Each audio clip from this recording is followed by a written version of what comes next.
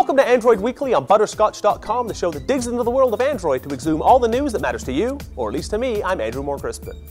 On this week's show, BlackBerry figures if you can't beat them, join them. More Nexus Prime shenanigans and freemium games by the numbers. Also, Kate Abraham brings us her review of Aqua Pets for Android. But first we pay the bills.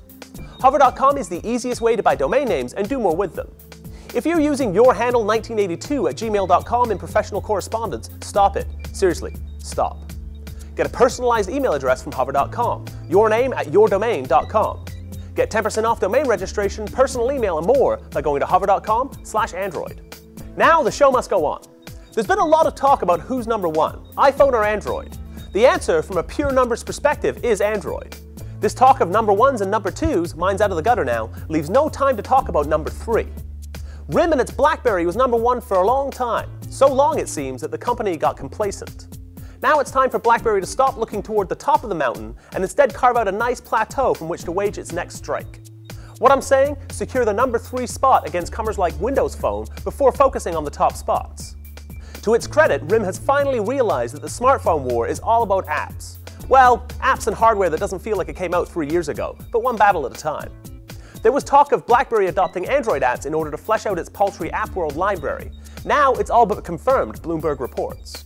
RIM's next wave of QNX-powered BlackBerry phones, slated for release in 2012, will play nice with Android apps.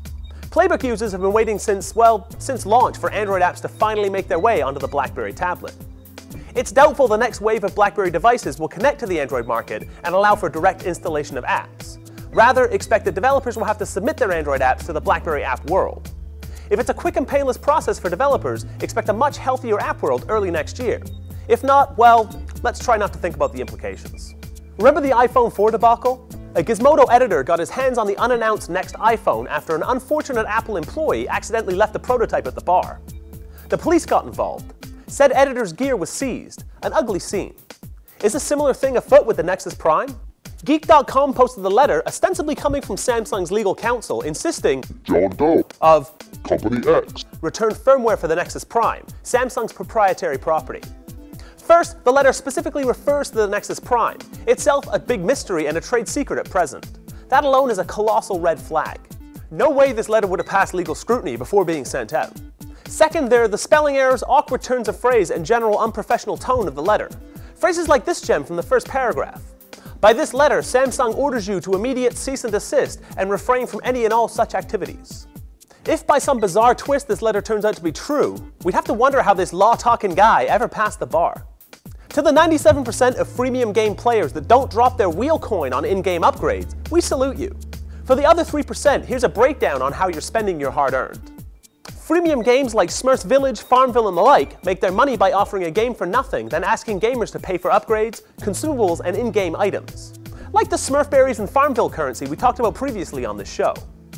Only 3% of freemium gamers buy in-app upgrades, but of that 3%, a very small number make purchases worth 99 cents or less. If you're a developer, this is the takeaway. It seems the sweet spot for freemium game upgrades sits around the $20 mark, accounting for over 50% of revenue. In short, people don't want to pay less than $1 for a virtual in-game item. They'd rather spend $20 or more.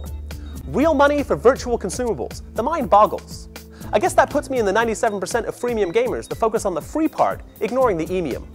For our review of the day, Kate Abraham's taking a look at Aqua Pets for Android. Yes, it's a freemium game. Scientists say that staring into a fish tank can relieve stress and irritability. Now, if this is the case, why not use the Aqua Pets app to calm your nerves? This free game for Android is slick by design and also somewhat intricate in gameplay. To get started, tap on the screen to cast your rod. Just make sure that you follow the target and tap the screen again to win the maximum bonus. When your phone vibrates, tap the screen to set the hook, but don't leave it too long or you will lose your catch. To land the fish, tap the screen when the fish icon is in the bowl. As you perfect your skills, you can use coins and pearls to purchase rods and different kinds of baits to lure larger and more uncommon creatures. Just tap the icon of any owned item to select them. As you catch fish, they're stored in your tank.